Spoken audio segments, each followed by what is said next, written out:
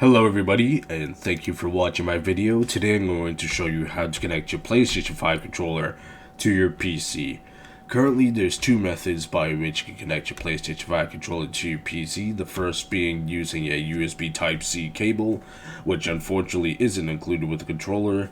And the second method by which you can connect your PlayStation 5 controller to your PC is using a Bluetooth connection. You can either use a Bluetooth dongle, which you can find on Amazon for around $10 to $15 or so, or if your motherboard has a built-in Bluetooth adapter, you can use that as well.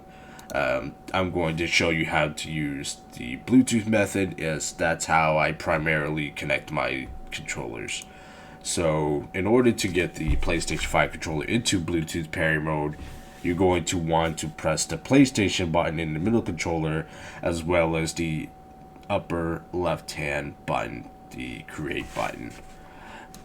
And once you press those two buttons simultaneously for a couple seconds, your controller is going to flash with a blue LED light, which is going to put into pairing mode. And then you want to click on Bluetooth devices, add a Bluetooth device, and then add Bluetooth or other device, Bluetooth, and then your wireless controller is going to show up here, and then you just want to connect it as you would any other Bluetooth device.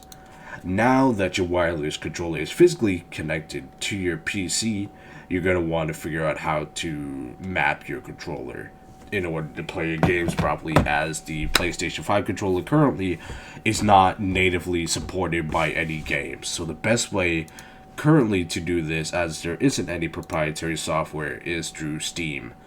So once you open Steam, you're going to want to open Big Picture mode.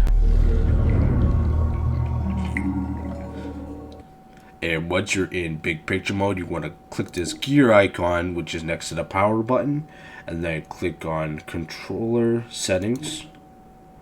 And then from this drop down menu, you're going to want to make sure each of these check boxes are checked off. And your PlayStation 5 controller is going to show up as an Xbox One controller under Detected Controllers. So left click on the Xbox One controller, and then click on Define Layout. So once you're in this Define Layout screen, everything is going to be blank. You're going to have to physically map each PlayStation 5 button to the corresponding buttons on the Xbox One controller. So for example, your X would be your A button, your circle would be your B button, your square would be X, and your triangle would be Y, so on and so forth. And once you have this fully mapped, you're going to want to save it, and then your PlayStation 5 controller will be mapped to a Xbox One controller, so that way your PC can recognize it.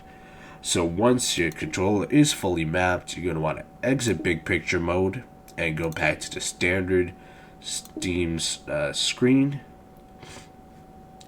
And then for each game, you're going to want to right click, click Properties, and under the Steam Input Per Game setting, you're going to want to click the drop down menu here and click on Forced On, which is going to force the Xbox One mapping.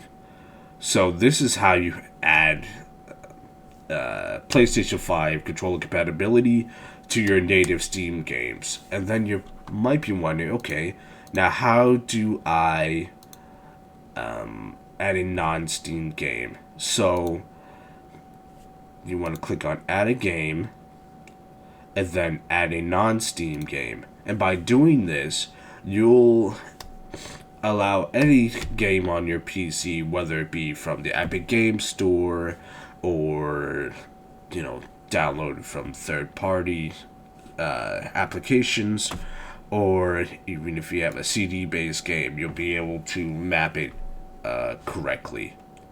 So in order to find your game, you're going to want to find the installation folder by which your game is saved to. So for example, I'm going to do Detroit Become Human, which is saved to my desktop. So you just want to click on that game application icon, click on Open, and then it's going to add it to your Steam library. So once you do this, you'll see the game pop up, and then you can just run it through Steam. which will take a few seconds or so.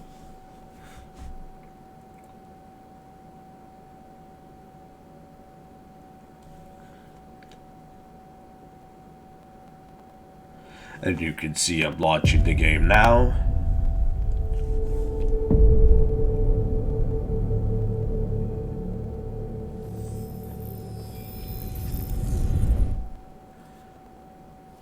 Alright, so now that we're in the game itself, I wonder if you made the right choices last time. Let's see what you'll do today. You can see that your PlayStation 5 controller should be natively mapped as Xbox One controller even in a non-Steam game.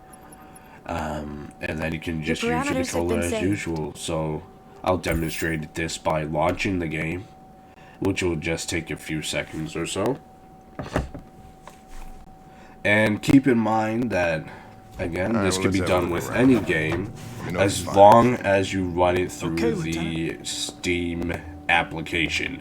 If you try to just natively launch the game without running it through Steam, your controller may show up, but because it's not mapped correctly, you won't be able to play your game as you normally would.